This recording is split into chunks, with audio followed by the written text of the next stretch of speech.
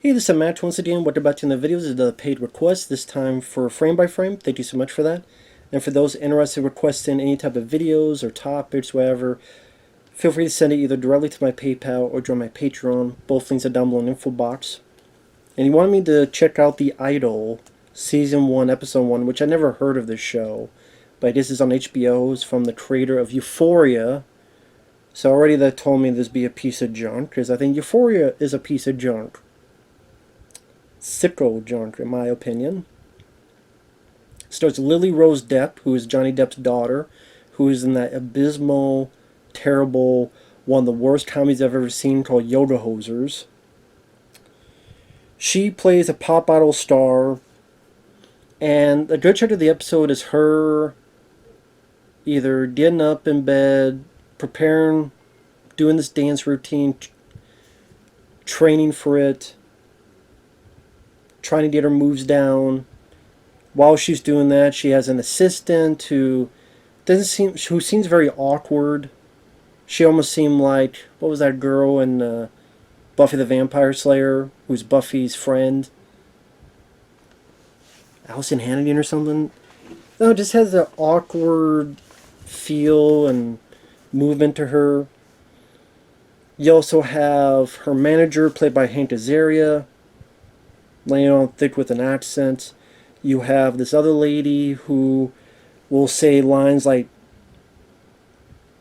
"We need to romanticize mental illness, so stop cop blocking America. Mental illness sells in sexiness." And the way she explains that, in middle America, no one could ever get this girl. Your buddy wouldn't get this girl. And in fact, the only way you could get this girl is if she has some type of mental illness. Like the way she explained it, like, well,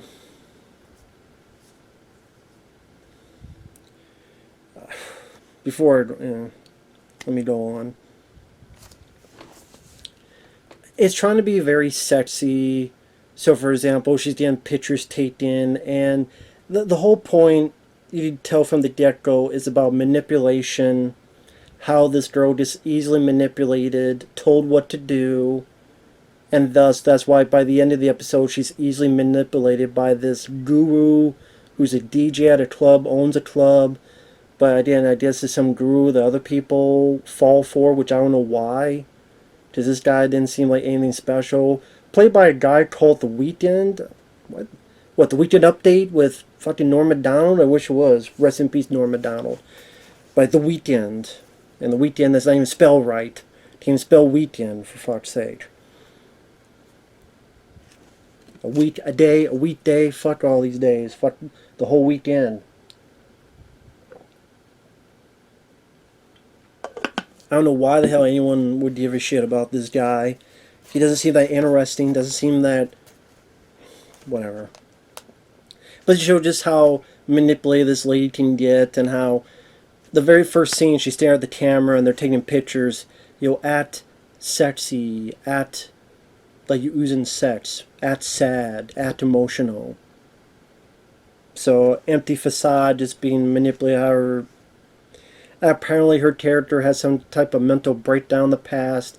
And the good chunk of the episode is there's news on Twitter that apparently she had a bunch of cum on her face and had taken a damn selfie of it. So instead of someone saying, hey, let me talk to this person one-on-one and say, why the hell did you do that? Why did you do that in the first place? Why did you take a picture of it? What's going on? Conversations that we, as normal people, well, I guess we don't really have normal... It's not me and my friends I ask, why do you got cum on your face? But just...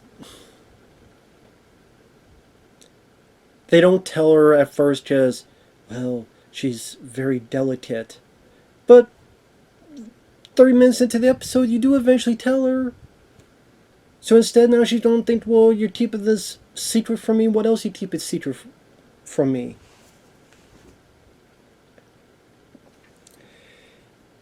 So you got I forget the characters' names. The one old lady who talked about at one point she got fucked in the ass on top of the Capitol building. Eli Roth is in this. Yes, Eli Roth as The guy, what was the hell, the Live Nation, her Popeye was a client of Live Nation. Hank Azaria, I will admit, I had some fun with him as the manager, but I liked Hank Azaria. I liked his work on The Simpsons. I liked him in Godzilla from 1998 as Animal. I had some chuckles out of him, like this whole nudity clause where they're taking pictures, she's showing her nipples, and so it goes, no, you can't do that because we signed this thing, and yeah, but it's her body. She wants to. Yeah, I know. And then she even comes up, but it's my body. I want to do this. Yeah, I know, and I respect that, and I respect this, but it's still in the clause. And if you want, we could change it, but it takes 48 hours. It's to protect you. It's just, I didn't know what to think of it. I'm like, okay, yeah, whatever the fuck. I'm so off the beaten path with all this shit in Hollywood that this is all alien to me. I was be studying Chinese algebra. But I did like Hank Azaria getting pissed and locking the guy in the bathroom and then telling the guy, they'll pay you $5,000. Do not open this door.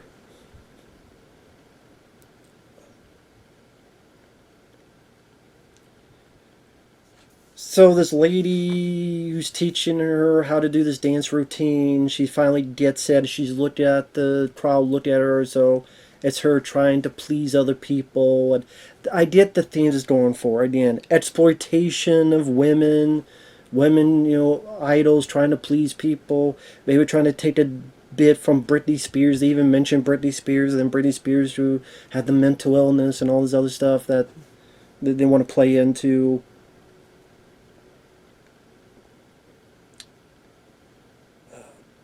Her exploitation, even though dance routines, all this exploitation, sexy dancing. I'm like, then just say fucking no. Just say, you know what, fuck this shit, I ain't doing it. Get another pop idol. Go work your fucking McDonald's. Say, you know what, fuck this shit, I ain't doing it. You don't let anyone punch you in the face. See, I'm in such a world of just so far off that it doesn't mean anything to me. It just doesn't compute to me. And they make a lot of references in this. Like she's in a club and they're playing a version of Like a Prayer Madonna. But it's like a remix version. I don't know if clubs nowadays have Madonna's Like a Prayer playing. Maybe, I don't know. There's a bit that Basic Instinct just happens to be on TV just because. So this DJ guy, The Weeknd, likes her. They have conversations about she doesn't want to be a pop idol. He's like, why not? Oh, pop songs are garbage. It's superficial. And the guy argues, what? What about Prince? Do you want to call When Doves Cry superficial? Oh, no, that's a good one. Pop songs are a Trojan horse. You could have this song that people like, but you could put a message in there. And it's trying to be shocking to show how screwed up this girl is mentally. Just like she's ready to have sex with him in the club, but then the assistant, because a bit of a cop blocker, she goes home and she literally chokes herself while she diddles herself. I don't know, this stuff just doesn't seem that shocking, or I'm like, I don't know, this was a typical night of Skinamats back in the day. Red Shoe Diaries. For all who remember that. And then you have this elongated scene where she invites the guy in. I don't know, the guy seemed like a lackluster, preheated version of Post Malone. I mean, it's just like if Post Malone, I don't know, wasn't cooked well enough in the oven, if Post Malone had the charm of fucking Seth Rogen, I don't know, this guy did nothing for me. While he's seducing her, and then he puts her bag over her head, she lights it, and then he takes a knife and cuts a hole in her mouth. She lights that. Great. 50 Shades of Suck. Well, actually, that's the actual 50 Shades of Grey. That sucks too. This is not my kind of show, obviously. It's not my kind of story. It's not my kind of people. I don't like anybody. The only reason I mean, I guess technically I like Hank Azaria because I like the actor and I got some chuckles out of him. If the whole show was from his point of view, of this guy stuck with this fucking dumbass and then this mental case and all this stuff, and we're from his point of view, and it's like a comedy and him having to deal with all this, I'd actually be thumbing up. Okay, I'll see that. Maybe feel sorry for the guy. But no likable characters, all that stuff. I do find it funny though, and I'll go on to this. The hypocritical nature of these critics. Now, this comes from a guy that didn't even like this. Just like I said, I thought it was fairly boring. Scenes where I thought went on a bit too long. It didn't really do anything that thought provoking to me that I haven't seen done better. The how stardom can turn people, twist their emotions, shatter their dreams, all sorts of stuff. The same critics that love Euphoria hated this, and I thought that was really hypocritical of them. It kind of shows the whole fucked up nature of critics and this whole fucking business. Because you take a show like Euphoria, another HBO show created by the same guy, that the whole fucking show is about 16 and 17-year-olds and their ups and downs of drugs and sex and sex and sex and drugs and sex. I know, because Sally had to watch a bunch of episodes with a good guy named Fabio, and we were suffering through these bullshit episodes where every fucking 5 minutes the story's about another underage person going through the sex, or watching porn, or watching dicks, or some overweight chick doing sex video live streaming with old perverts, or this guy doing stuff to a minor who's trans, and then all the blah blah blah. I'm like, well, this happens in real life. Number one, I want to see the shit regardless. I don't know why you would want to see it. It's not entertaining. Thought provoking? Do some fucking lectures. Do some fucking seminars. Do some fucking Dare to Be Stupid. I don't give a shit. Make a whole fucking 3 or so season show of it, and wear a pot to piss into me. In fact, it's just showcasing. And here's the thing, you want to do that, then make it really like a horror film. Don't make it pretty shots and pretty lighting and pretty, because you don't understand you're glamorizing it despite what you think you're doing. Because you make it look, wow, well, yeah, I mean, the story makes it seem as if things are going bad, but look how the good-looking shots and trying to do these good-looking angles and the colors and the glamorization. You're doing the fucking opposite. There's probably a bunch of people, younger people that fucking saw that and said, I want to do that. I want to be fucking surprised. What was the intention of that show? If it's stuff that you go, well, people already know this is going on, so it's not to tell people. Just if people already know this is going on, then it's just repetitive. It's just defunct. It's just, well, we already know. Now what? How do you educate someone if they're already knowing what's going on? Do you think parents are going to watch and go, you know what, I'm going to watch my kids now? No. You think parents are like, okay, I'm going to watch this show on HBO where there's a lot of dicks and all this other stuff. And that's the thing, if you want to tell this serious story, then don't tell them this trying to be sleazy, shocky,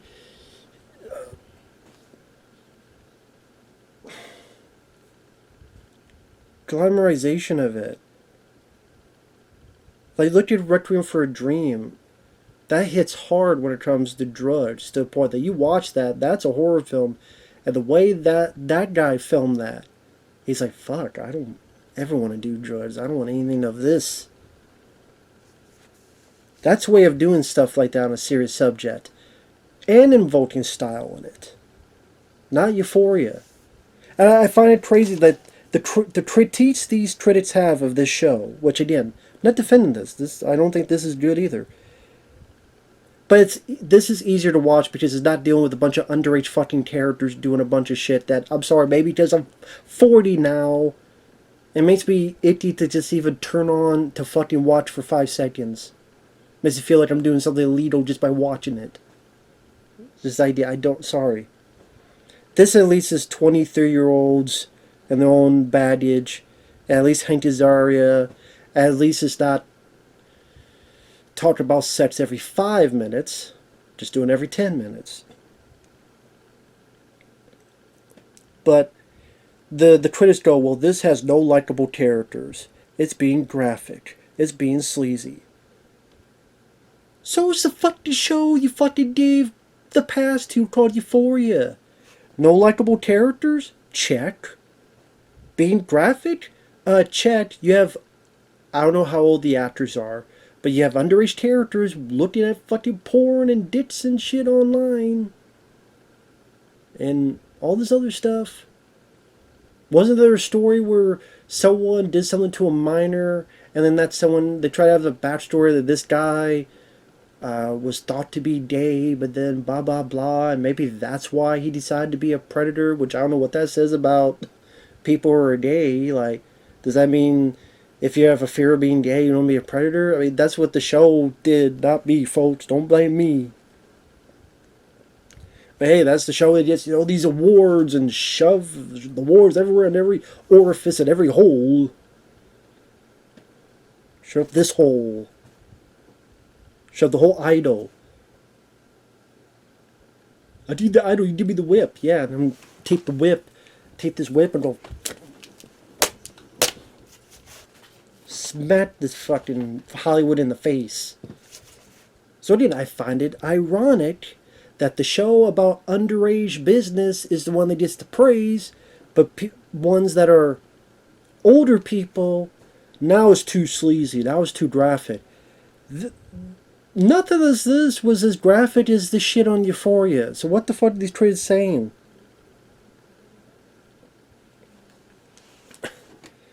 I have no idea what the fuck these critics are saying. I have no fucking clue.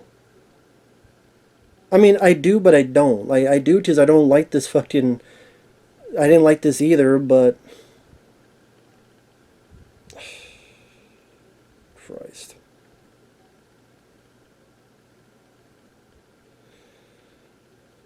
You don't get it. I don't give a shit. I don't need to get it. Just like I don't get an STD. I don't need it. Never had it. Never want it.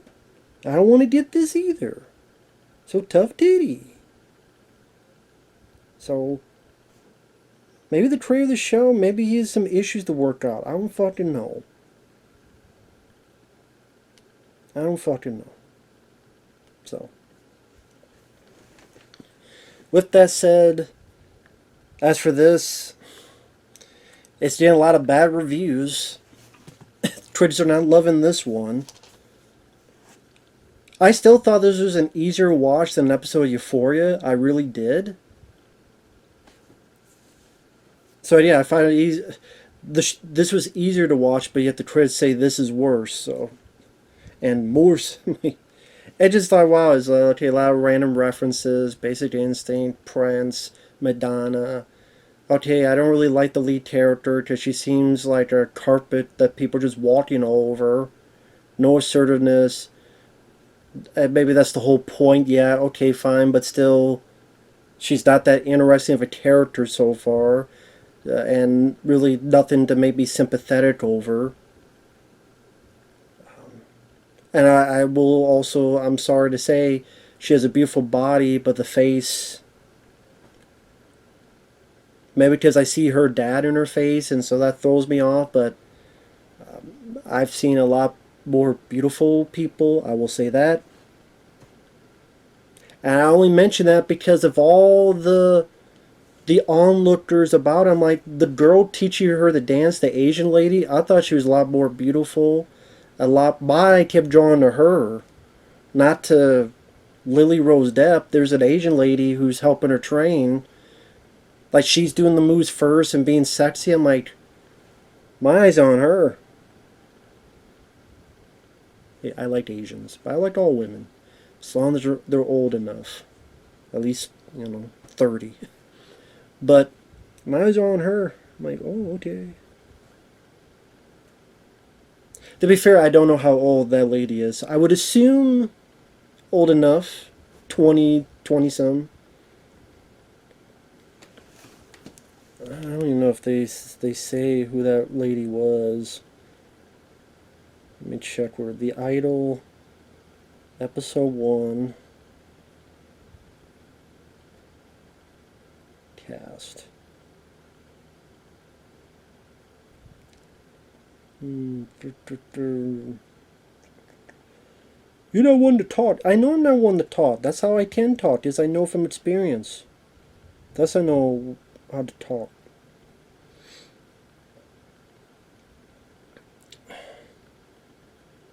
Jenny, oh, Jenny Kim, Korean.